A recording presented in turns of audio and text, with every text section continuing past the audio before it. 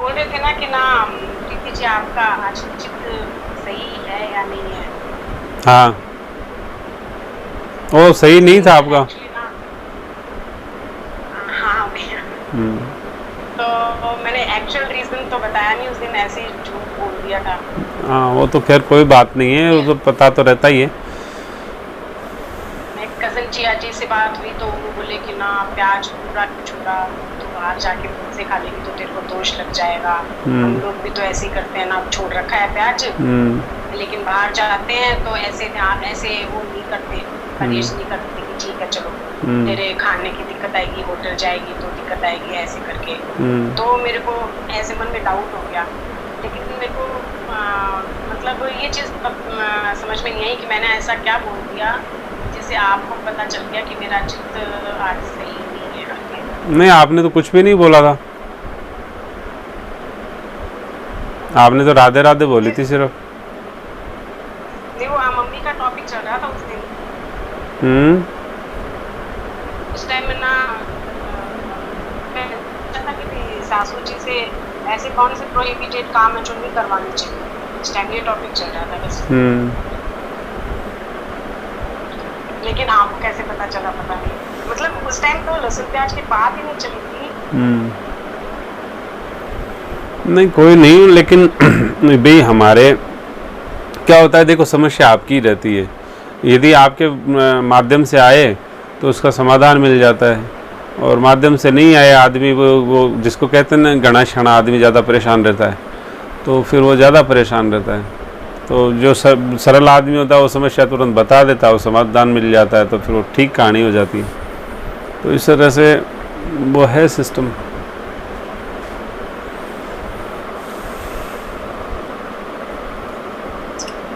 भैया वो मेरे साथ एक लेडी आई थी ना ओल्ड एज की। हाँ, कई बार कई लेडी आई हैं अलग अलग। अलग अलग आई है, एक बड़ी एज की जो ढोलक बजा रही थी एक बार। हाँ, वैसे ज़्यादा ध्यान नहीं दिया, लेकिन कई बार आती तो हैं आपके साथ लेडीज़। तो ना वो जैसे मेरी कजन ताई सास है और हमारे घर के पास ही रहती है। जी। तो ना वो ऐसे ऐसे तो उनके 3 बेटे बहू हैं, 3 हैं। हम्म। बट ना वो उपेक्षित हैं, और उनके पतिदेव तो 28 मतलब 28 साल पहले ही चले गए थे। हम्म। तो उनको वो मतलब मेरे पे ऐसे विश्वास करती हैं, मैं बोलती हूँ जो कर लेती हैं फटाफट। हम्म। उनको ऐसे ही है कि ना मैं 70 साल की हो गई और इतनी मतलब मेरे पैर तो शमशान में लटके हुए हैं, हम्म। और मन में इतने विचार आते हैं तरह तरह के। तो ना मैं मेरी समझ के हिसाब से उनके भी गीता जी क्लास में एडमिशन करा दिया, हालांकि उनका सेशन तो जून से चालू होगा। हम्म। अब मेरे को ये है कि ना वो मेरे बोलने से उन्होंने कर लिया और मैंने रास्ता उनको सही नहीं बताया। अब 2 दिन पहले उनसे बात हुई तो बोले कि ना हाँ मेरा भी ये महापाप किया हुआ है।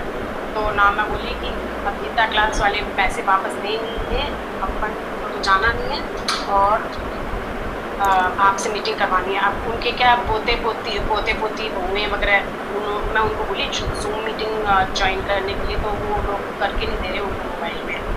तो मैं बोली भाई आप इधर मतलब सेक्टर 8 में एक बेटा रहता है और इधर मेरे घर के पास में रहता है, तो इधर अभी तो वहाँ पे गई हुई है, तो वो जब आएंगी तो मैं आपके पास लेके आऊँगी। हाँ, वो तो कोई बात नहीं है, लेकिन पहली बात तो उनका भी महाअपराध हुआ हुआ है।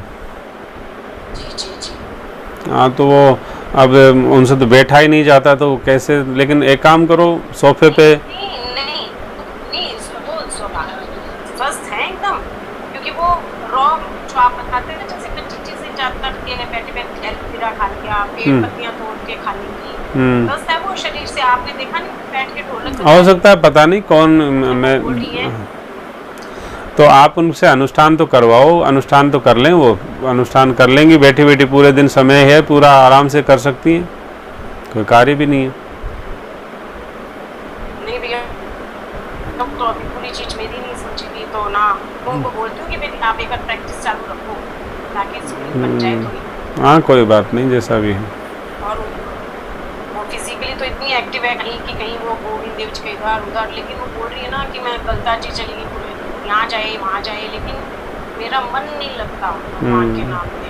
लग नहीं पाएगा, लग भी नहीं पाएगा और ये जीवन व्यर्थ चला जाएगा। और फिर पता नहीं कब ठाकुर जी की कृपा से जीवन मिलेगा, मनुष्य तो काम बनेगा, फिर भी इसका अपराध का आपको भोगना पड़ेगा।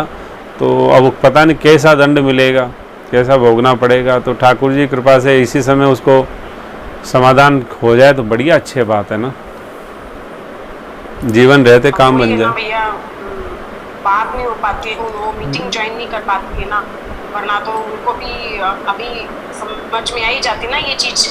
और वैसे तो जल्दी समझ में आ जाएगी क्योंकि उनको ऐसे लगता है कि ना प्रीति जो बोल रही है वो सही बोल रही है। मतलब फिर वो थोड़ा अफेक्शन, उनको वो मेरे को बहुत प्रेम करते हैं, बहुत प्यार। हाँ तो ठीक तो है, मेरी बात जल्दी मान लेती है। हाँ तो अच्छी है, कोई बात नहीं, आप उनको गाइड करो सही। और कोई बात नहीं, कभी कोई आते जाते कोई हो तो आप डाउनलोड कर लेना, वो तो 2 मिनट का काम है, 2 मिनट का सिखा देना उसे। अभी वो क्या दूसरे बेटे के पास गई हुई है ना, तो पास में नहीं है। सही। और एक भैया ये रामचरितमानस श्री हनुमान प्रसाद जी पोद्दार की लिखी हुई है, मतलब टीकाकार इसमें, तो कोई अलग अलग में ऐसे कोई फर्क थोड़ी ना है? नहीं, क्या फ़र्क है, वो तो बहुत बढ़िया है महाराज जी, क्या दिक्कत। बस जो टीका करते हैं ना उनका अपना भाव आ जाता है टीका में, जो जिस तरह से एक्सप्लेन करते हैं ना वो भाषा का, शब्दों का चयन वगैरह वो अपने हिसाब से कर लेते हैं। समझाने का दृष्टिकोण सबका अलग अलग होता है। एक मान लीजिए विशुद्ध जो वेद पाठी जो विप्रवर आचार्य कोई उसका व्याख्या करेंगे तो वो थोड़ा उसका व्याख्या जो है वो शास्त्रीय, यानी कि वो ये मान लीजिए व्याकरण की दृष्टि से कुछ ऐसा चयन करेंगे शब्दों का, क्लिष्ट चयन करेंगे कुछ। एक जो एकदम विशुद्ध भक्त, सीधे साधे भक्त कोई होंगे तो वो सरल भाषा का चयन करेंगे। तो ऐसे कुछ भाषा का और भाव का थोड़ा बदलाव होता है। जो भी संत महापुरुष अपनी टीका देते हैं तो वो भाव तो देंगे ही देंगे अपनी, ये है। तो उसमें तो कोई दिक्कत नहीं है ना? नहीं, दिक्कत क्या है, मतलब वो चलने दो ना। क्या चीज़? नहीं मतलब वही श्री रामचरितमानस हाँ, चालू कर लूँ ना? हाँ वो तो चालू तो कर लीजिए, लेकिन बाकी तो और बातें हो गई थी अपनी कि क्या कितना कितना चालू करना है बस।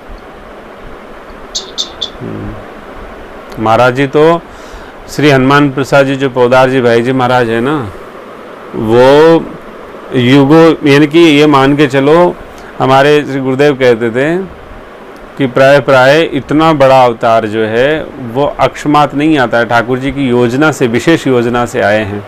और ठाकुर जी को अवतार लेना था इसलिए इस महापुरुष को लेके आए थे। हैं तो खैर बाकी अंदर की बातें तो बहुत अलग है, लेकिन समझने की दृष्टि से इतना समझो कि ये ठाकुर जी के विशेष पार्षद हैं, और वो विशेष पार्षद हैं ये भी, और श्री सेठ जी भी, और अपने श्री स्वामी जी महाराज, ये तीनों ही महापुरुष जो हैं उनके विशेष पार्षद हैं। तो उनकी कृपा से ही फिर ये श्री गीता प्रेस का अवतार हुआ है, और उसी ने फिर सनातन को थोड़ा सा वापस से एक प्रकाशित किया है।